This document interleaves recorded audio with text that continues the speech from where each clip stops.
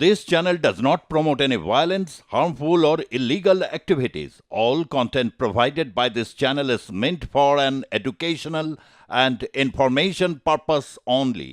দিকে দিকে উঠে আসছে ভুতুড়ে ভোটারের হদিশ। এর আগেও দক্ষিণ চব্বিশ পরগনার বিভিন্ন জায়গা থেকে উঠে এসেছে ভুতুড়ে ভোটারের সন্ধান। আর এবার ঘটনাস্থল সাগর। গঙ্গাসাগরের রামকরচক গ্রাম পঞ্চায়েতের 59 নম্বর বুথে ভোটার লিস্টে নাম রয়েছে 30 থেকে 35 জনের, আর যারা বর্তমানে মৃত। এছাড়াও রয়েছে 20 থেকে 25 জনের নাম যারা এলাকাতেই থাকেন না। ভোটার লিস্টকে কেন্দ্র করে এলাকায় ছড়িয়েছে চাঞ্চল্য।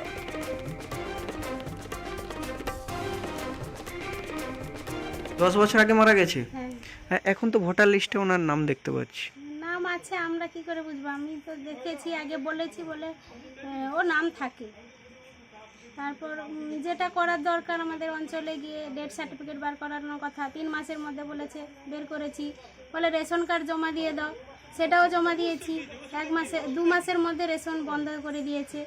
কিন্তু যেটা সুযোগ সুবিধা আমার পাওয়ার কথা, সবাই বলছে হ্যাঁ তোমার নামে সব আছে, কিন্তু কিছু দিচ্ছে না। তোমার নামে এটা হবে, ঘর হবে, তোমার নামে টাকা আসবে, বলে তুমি কম বয়সে বিধবা হয়েছে, তোমার তো সবটা পাওয়ার যোগ্য, কিন্তু কিছুই দিচ্ছে না। যখনই বলছে হ্যাঁ হবে বলে কিছু দিচ্ছে না। 10 বছর শুধুমাত্র দক্ষিণ চব্বিশ পরগনা একা নয়, এই দক্ষিণ চব্বিশ পরগনা ছাড়াও বিভিন্ন জায়গাতে ভুতুড়ে ভোটারের ইস্যু। আর সেই ভুতুড়ে ভোটার খুঁজতে এবার ময়দানে শাসক দল। মুখ্যমন্ত্রী মমতা বন্দ্যোপাধ্যায় একটা কমিটি গঠন করে দিয়েছিলেন। সুব্রত বক্সির নেতৃত্বে সেই কমিটির আজকে প্রথম বৈঠক, তৃণমূল ভবনে হবে বৈঠক। এ বিষয়ে আমরা বিস্তারিত জানবো নিউজ রুমে আমাদের প্রতিনিধি সঞ্জু সুরের থেকে। সঞ্জু, ঠিক কি আপডেট পাচ্ছে এই বৈঠকের বিষয়ে?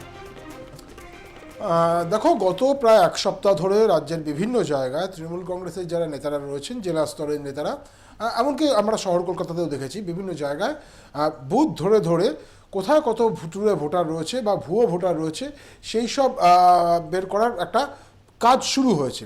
এখনও বলা যেতে পারে যে একেবারে প্রাথমিক স্তরে চলছে, বাড়ি বাড়ি যাওয়া হচ্ছে। তো এই 7 দিনের মধ্যে কোথায় কত সেরকম পাওয়া গেল তার একটা প্রাথমিক তালিকা নিশ্চিত করে জেলা নেতাদের হাতে রয়েছে।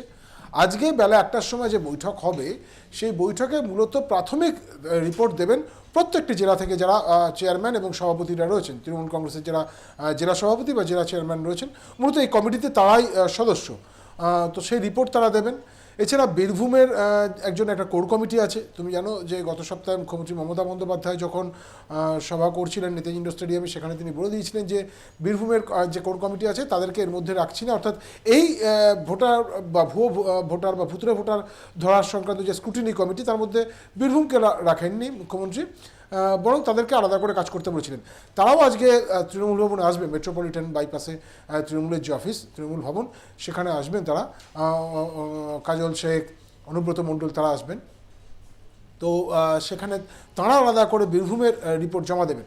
একটা বিষয় পরিষ্কার বলে রাখা ভালো যে 2026-এর বিধানসভা নির্বাচনের অনেক আগে থেকে, মানে প্রায় 1 বছর বাকি আছে। এখনও যদি আমরা নোটিফিকেশন জারির দিন হিসেবে চিন্তা করি, তাহলে দেখবো হয়তো 2026-এর এই সময় নোটিফিকেশন জারি হবে। তো ফলে সেই হিসাবে বলা যেতে পারে প্রায় 1 বছর বাকি আছে। কিন্তু তৃণমূল কংগ্রেস এখন থেকেই রাস্তায় নেমে পড়েছে। এবং সবচেয়ে বিশেষ গুরুত্বপূর্ণ বিষয় যেটা তৃণমূল কংগ্রেস করতে চাইছে, রাজ্যের শাসক দল, সেটা তো একটা অ্যাডভান্টেজ অবশ্যই, কিন্তু তার সঙ্গে সঙ্গে এমন একটা বিষয়কে তৃণমূল কংগ্রেস ধরেছে যেটা মুখ্যমন্ত্রী মমতা বন্দ্যোপাধ্যায়ের নির্দেশে প্রত্যেকটা জায়গায় যাচ্ছে। এটা কিন্তু এই যে ভুয়ো ভোটার বা ভুতুড়ে ভোটার, এটা দীর্ঘদিন ধরে বিজেপির পক্ষ থেকে দাবি করা হয়েছে, কংগ্রেস বা সিপিএমের পক্ষ থেকে দাবি করা হয়েছে যে মারা যাওয়ার পরেও ভুতুড়ে ভোটার এসে ভোট দিচ্ছে, ভুয়ো ভোটার ভোট দিচ্ছে। বিজেপি তো প্রায় 15,000 পাতার দস্তাবেজ নির্বাচন কমিশনে জমা দিয়েছে, কিন্তু মুখ্যমন্ত্রীর মাস্টারস্ট্রোক দেখো বা মমতা বন্দ্যোপাধ্যায়ের মাস্টারস্ট্রোক দেখো, এই বিষয়টাকে সাধারণের কাছে এত বেশি করে নিয়ে আসা এবং দলকে সম্পূর্ণভাবে এই বিষয়টার মধ্যে ঢুকিয়ে দেওয়া, এটা মমতা বন্দ্যোপাধ্যায়ের পক্ষে সম্ভব এবং সেটা তিনি করে দেখালেন।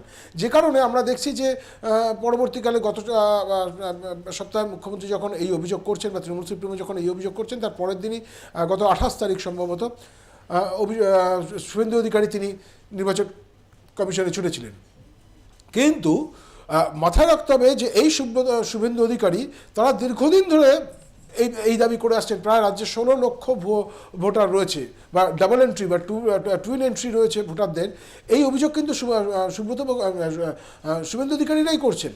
এবং ইতিমধ্যে তিনি দাবিও করেছেন যে তাদের যে 16 লক্ষ ভুয়ো ভোটারের তালিকা জমা দেওয়া হয়েছিল, তার মধ্যে 8 লক্ষ ভুয়ো ভোটারকে তালিকা থেকে বাদ দেওয়া হয়েছে। তাহলে তুমি দেখো যে সেইখানে দাঁড়িয়ে, যেখানে বিজেপি এত আগে থেকে এই বিষয়টাকে সামনে নিয়ে এসেছিল, কিন্তু সেটাকে দলের সর্বস্তরের মধ্যে ছড়িয়ে দিয়ে এটাকে একটা মুভমেন্ট বা এটাকে একটা ইস্যু তৈরি করা, সেটা বিজেপি করতে পারেনি। এটা নির্দ্বিধায় বলা যেতে পারে। যে কাজটা কিন্তু তৃণমূল সুপ্রিমো তথা রাজ্যের মুখ্যমন্ত্রী মমতা বন্দ্যোপাধ্যায় করতে পেরেছেন, এবং এটা করতে পেরেছেন কোন ইস্যুটাকে সামনে রেখে? এই ইস্যুটাকে সামনে নিয়ে এসছেন, কিন্তু কোন বিষয়টাকে সামনে রেখে? সেটা হচ্ছে দিল্লি এবং মহারাষ্ট্রে সাম্প্রতিক যে বিধানসভা নির্বাচন। মুখ্যমন্ত্রীর বক্তব্য বা তৃণমূল সুপ্রিমো মমতা বন্দ্যোপাধ্যায়ের বক্তব্য, এই দুই রাজ্যে বিধানসভা নির্বাচনে ইলেকশন কমিশনকে কাজে লাগিয়ে কিছু কিছু এজেন্সি তারা ভুয়ো ভোটার তৈরি করেছে, যারা অনলাইনে ভোটার তালিকায় নাম তুলেছে এবং অরিজিনাল দিল্লির ভোটার বা মহারাষ্ট্রের ভোটার তাদেরকে সরিয়ে রেখে এই যে ভুয়ো ভোটার, যারা মূলত বিজেপি শাসিত রাজ্যের মানুষ, তাদের নামগুলো এখানে ঢুকিয়ে দিয়ে সেই ভোটগুলোকে ক্যান্সেল করানো হয়েছে। ফলে এইটা একটা কারসাজি, এটা একটা চক্রান্ত, যেটা নির্বাচন কমিশনের অফিসকে কাজে লাগিয়ে বিজেপি কিছু কিছু এজেন্সিকে দিয়ে এই কাজগুলো করিয়েছেন। এবং সেই কাজটা যাতে এরাজ্যে না হয়, সেই কারণেই তৃণমূল সুপ্রিমো মমতা বন্দ্যোপাধ্যায় তিনি এই সংক্রান্ত এই কোর কমিটি তৈরি করেছেন, এবং রাজ্য জুড়ে একেবারে পুরো রাজ্যের প্রত্যেকটি জেলার জন্য আলাদা আলাদা করে তার বার্তা ছিল। এবং সেই সবাইকে নিয়েই আজকে প্রথম বৈঠক হতে চলেছে। অর্থাৎ তৃণমূল সুপ্রিমো মমতা বন্দ্যোপাধ্যায় বা মুখ্যমন্ত্রী মমতা বন্দ্যোপাধ্যায় তৈরি করে দেওয়া যে স্ক্রুটিনি কমিটি, সেই স্ক্রুটিনি কমিটির আজকে প্রথম বৈঠক আছে। এই বৈঠকে অবশ্যই আগামী দিনে, দেখো আমি বারবার করে এই বিষয়টাকেই বেশি প্রাধান্য দিচ্ছি যে 1 বছরেরও আগে থেকে এই জায়গাটাতে চলে যাওয়া। এবং ইতিমধ্যেই তুমি দেখো নির্বাচন কমিশন যখন তৃণমূল কংগ্রেস এই অভিযোগগুলো তুলছে, নির্বাচন কমিশন বাধ্য হয়েছে তাদের ক্ল্যারিফিকেশন দিতে। এবং সেই ক্ল্যারিফিকেশনেরও মধ্যে যেটা বলা হয়েছে, তাতে কিন্তু একটা জিনিস পরিষ্কার যে নির্বাচন কমিশন পিঠ বাঁচাবার চেষ্টা করছে। আমি আরও একবার বলছি, নির্বাচন কমিশন পিঠ বাঁচাবার চেষ্টা করছে, কারণ তাদের বক্তব্য যে এরকম ধরনের ঘটনা ঘটতে পারে না। যে এপিক নাম্বার 1 হয়ে যাওয়ার যে বিষয়টি আছে, সেটা শুধুমাত্র আলফানিউমেরিক কিছু গণ্ডগোলের কারণে এটা হয়েছে। আবার সাকেত গোখেল তিনি প্রমাণ করছেন, তিনি নির্বাচন কমিশনের যে হ্যান্ডবুক রয়েছে সেই হ্যান্ডবুক দিয়ে প্রমাণ করছেন যে এই ধরনের ঘটনা ঘটানো যায় না, যদি ঘটে থাকে তাহলে সেটা ইচ্ছাকৃত ভুল। ফলে এখন নির্বাচন কমিশন অনেকটা বেশি একটা স্বতন্ত্র সংস্থা, কিন্তু তাকে প্রমাণ করতে হবেই যে এই ধরনের যে ঘটনাগুলো সামনে এসছে, আমাদের রাজ্যের প্রত্যেকটা জেলা থেকেই এই ধরনের প্রচুর পরিমাণে অভিযোগ আসছে। ভুয়ো ভোটার আছে বা টুইন এন্ট্রি আছে, কেউ হরিয়ানা, কেউ গুজরাট, কেউ পাঞ্জাব, কেউ দিল্লি, কেউ উত্তরপ্রদেশ, তাদের নাম আমাদের রাজ্যের ভোটার তালিকাতে ঢুকে যাচ্ছে, যদিও তারা এখানকার স্থায়ী বাসিন্দা নন। তাহলে সেগুলো কী করে হচ্ছে, এটার উত্তর নির্বাচন কমিশনকে দিতে হবে। এবং এই জায়গাটাই তৃণমূল কংগ্রেস ধরতে চাইছে। যদিও আমি আবার বলছি, বিজেপি বা কংগ্রেস বা সিপিএমের পক্ষ থেকে এই তৃণমূল কংগ্রেসের দিকেই অভিযোগের আঙুল তোলা হয়েছে বারবার করে বিগত নির্বাচনগুলোতে, যে তৃণমূল কংগ্রেসই ভুয়ো ভোটার বা ভুতুরে ভোটারদেরকে নিয়ে এসছে এবং যাদেরকে দিয়ে ছাপ্পা দিয়ে বা যাদের ভোটকে কাজে লাগিয়ে এ রাজ্যের ক্ষমতায় টিকে থাকছে তৃণমূল কংগ্রেস।